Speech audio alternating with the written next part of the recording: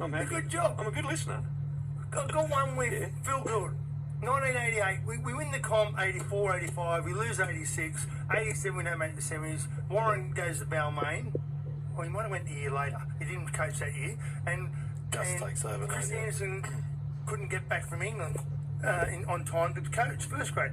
So Bullfrog thought, we won't run anywhere. We've bought no one, and we'll put this 29-year-old in who was coaching second grade under Warren, right? So Gus is the coach, and we're doing really well. And the third last game we're playing Canberra down in Canberra, Sieffert Oval, and they have Meninga, Daly, Stewart, Clyde, Lazurus, Chica Ferguson. They had a great side.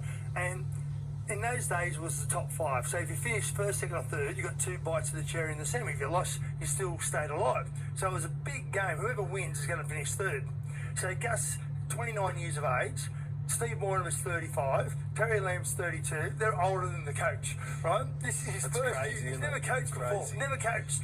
He says, listen, what we're going to do, we're going to trade Saturday morning, and then we're going down to Canberra, and we're going to stay overnight. What, overnight? He said, I want you to do whatever you do down here in Sydney, do it in Canberra. Good as gold. So we train. This is a true story. Gus is driving the bus. He got Terry Lamb at the Twin Willows, and he walked out with 2 6-packs of vodka and orange UDLs. Mate, you ask Terry Lamb, you get him back on, he'll confirm it, right? And we think, this bloke is getting $500 a game. He's down 8,000. He's going to play the biggest game of his life on the next day. So this is Bathurst. We get to Canberra. Why'd you go to the Bathurst? Now, by the time we got the Bathurst, McDonald's on the way, right? There was no nutrition then, right? So anyway, by the time we got to Canberra, we're playing the next day, the biggest game of the year, right? And the 29-year-old coach is driving the bus. He's up 9,000 from the hooker. The hooker's down. Joey Thomas. So we got to Canberra. Joey lost 14,000. He owed everyone. And he's getting $500 a game, right? Anyway, Terry Lamb drank 12 UDLs. Phil Gould had to carry him off the bus and put him to bed. And we have a team meeting. Our best player is drunk and it's asleep. And what was the score the next day? No, it gets better. So we it's a true story.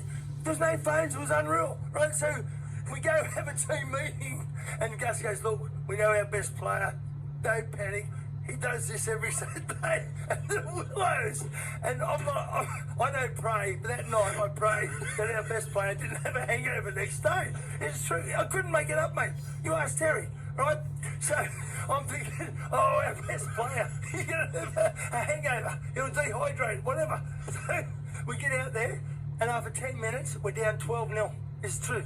So you got to remember, Joey Thomas, our hooker, he's lost 14,000. He owes everyone on the bus. He's getting 500 a game, bro. We're down 12-0. Terry Lamb throws an intercept. Meninga scores behind the goalpost. And Terry says, listen, I'm telling you, Joey, if you've got a bonus to make the grand final, win the comp, yep, I guarantee you we'll win the comp. If we can win now, I'm going to turn this all around, right? He said, how much you get in a bonus? 20 grand. He said, we go. We win 23-12, and it was the best, and we won the comp.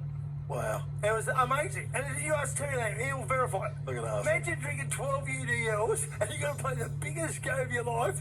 Next day, I prayed to God that he was all right. Times have changed.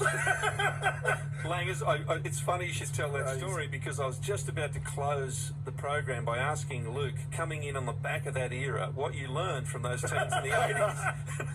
And I don't know what to ask you now. It's funny. I know Paul brought it up earlier.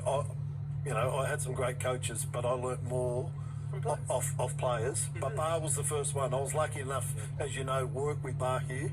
He taught me so much about family and life off the field.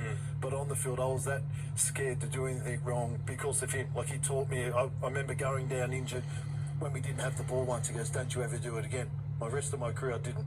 I remember I'd done my ankle really bad, and I'd get up because I always remember Bar. But some of the stuff, Bar wasn't I'm not going to sit here and say he was the most gifted player ever, but toughest. He was the toughest, and he didn't say much, but he led by actions. He was that tough, he was that resilient, he was a legend. Just watching the game, was there ever an offload or any bit of space on the field when we had the ball that Bar wasn't there. But I used to say, The intuition was amazing.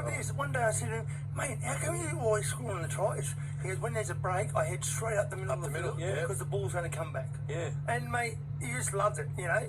Yeah. Ellery Hanley knocked himself out in the 88 grand final on Bar's arm and he was a winner. But can we just, I just wanted to mention one more thing. Yeah, sure. Oh, because I've got to go. No, this is true. We'll get him back, don't worry. Bill. I remember, Luke, you played 1992 at Penrith. Yeah. It was his first game. So we're at West. We got Lindner, Farah, Gillespie, Thomas. We had Wynn, Ronnie Gibbs and that. And I remember he was playing fullback for Penrith Penny Park. I pushed him off for my fourth try, right?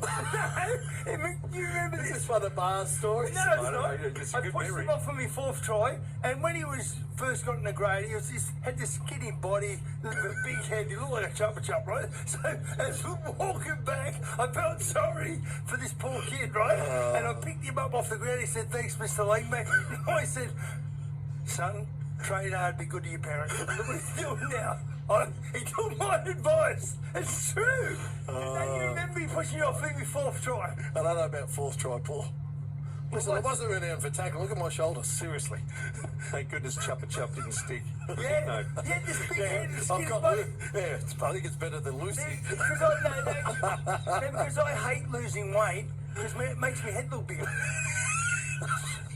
You've been listening to Paul Langmack and Luke Goodwin on Dog Days. This is Unleashed, brought to you by Reclaim the Game, and we'll be back again next week.